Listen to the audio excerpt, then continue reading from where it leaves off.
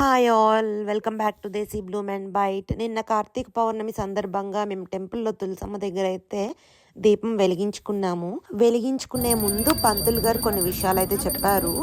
మనం ఎప్పుడు దీపం పెట్టుకున్నా 2 ఒత్తులు మినిమం వేసుకొని పెట్టుకుంటాం కాబట్టి మనం 365 ఒత్తులు అయితే వెలిగించుకోవాలని చెప్పారు. దీపం వెలిగించడం కూడా ఇంటి యజమాని వెలిగించాలి అని చెప్పారు. ఇంటి యజమాని వెలిగిస్తే ఇంటి ఇళ్ళపాది మొత్తం అందరికీ కూడా ఆ పుణ్యం వస్తుంది అని అయితే చెప్పారు. దీపం వెలిగించుకునే ప్రాసెస్లో ఉన్నప్పుడు మనం ఓం శ్రీ దామోదరాయ నమః అని కానీ ఓం నమ శివాయ అనుకుని కానీ జపం చేస్తూ మనం దీపం అయితే వెలిగించుకోవాలి అంట. అప్పుడు దేవుణ్ణి మనం ఆహ్వానిస్తున్నట్టు అని అయితే ఆ పంతులు గారు చెప్పారు. ఈ విషయాలు తెలియని వాళ్ళకి తెలుస్తాయి అని నేను ఇక్కడైతే షేర్ చేస్తున్నాను.